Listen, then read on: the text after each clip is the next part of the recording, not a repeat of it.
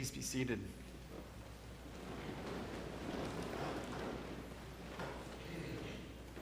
So in many ways, this is a challenging Sunday here.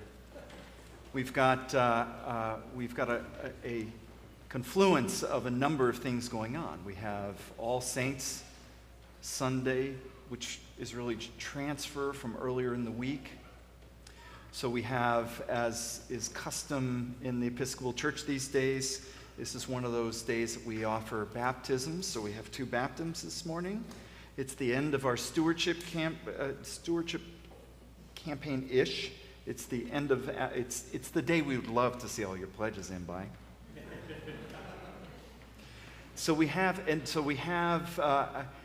And I'm pretty passionate about stewardship, and yet I've got babies in the room. So I'm really conflicted, I don't want to get really carried away with myself and have the babies kind of lose it. And yet I need to be clear enough for my my regulars to hear all this. And I have all sorts of guests in the church. We welcome you today. And yet, so you can listen along. Perhaps at the end I'll be so convincing you say, I've got to make a pledge to this church. Perhaps. So I've got this balancing act to do, and so some of you are sitting there going, I wonder if he can pull this off. We'll see. And so the title of my message this morning is Whose I Am. And it's drawn in part from 1 Thessalonians, the line that reads, lead a life worthy of God.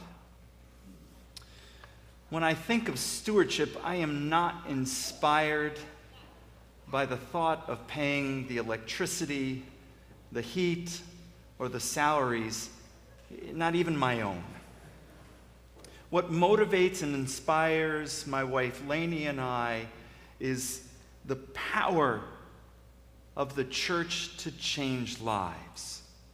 I also take stewardship seriously because it is a statement that says, whose I am. Here are 2 stories that illustrate the importance of stewardship. Jordan shot her fist high out of the cab window of the cargo truck, her fingers poking out of her brand new black half-fingered trucker's gloves.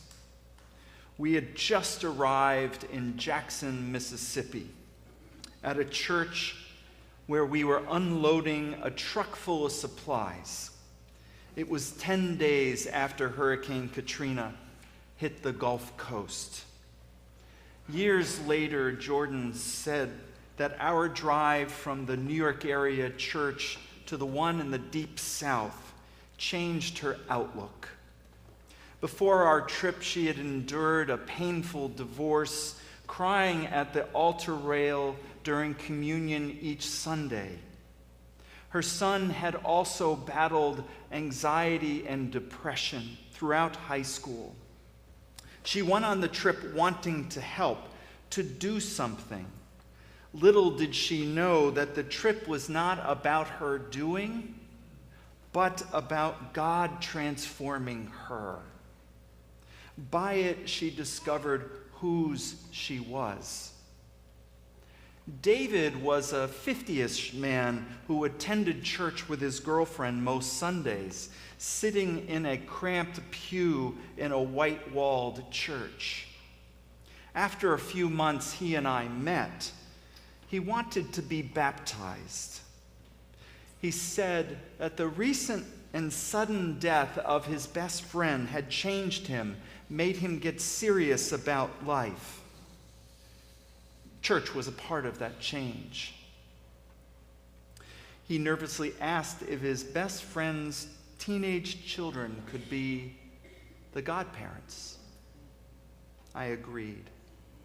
We all met several times before the baptism, and I witnessed the healing and growth of the teens, and not only David's growth in Christian faith, but as a person as well.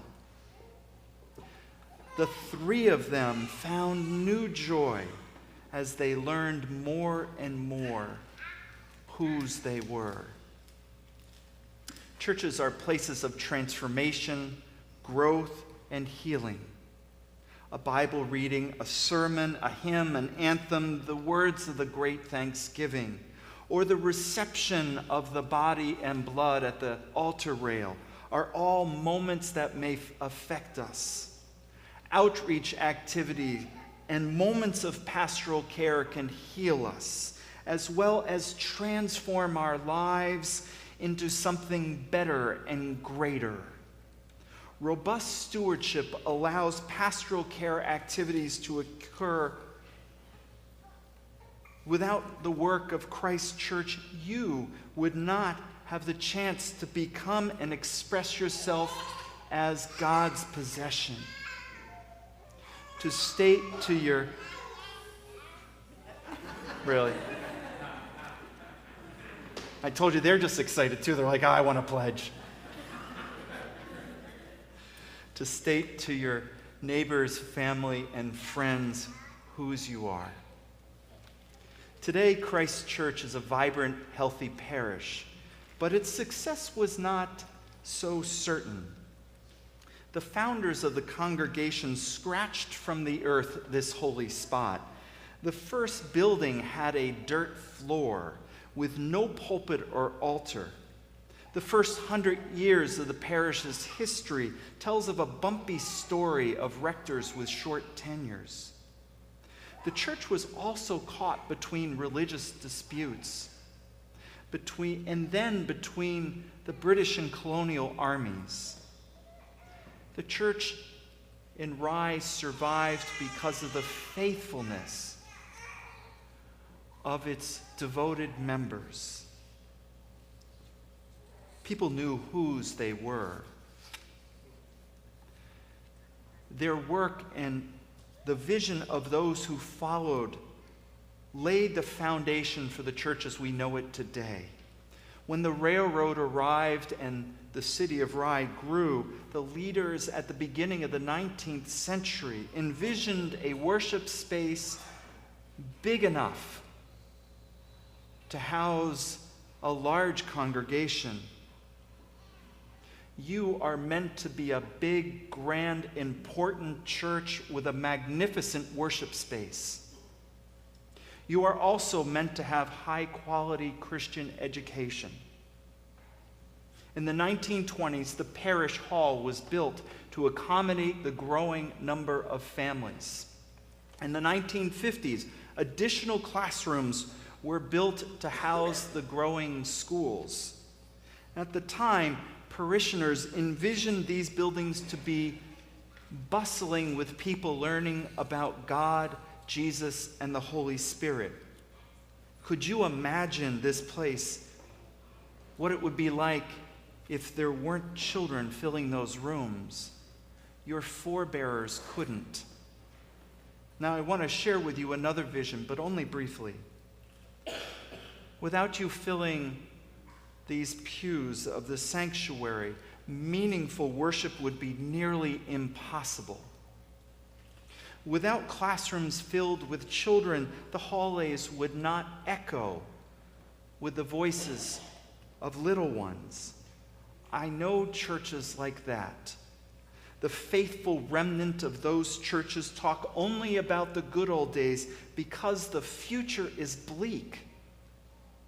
They have said to me, "We're here to keep this place open. We don't want to see it close."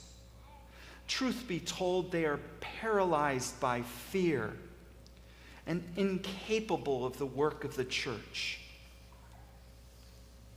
That is not the future of Christ's church.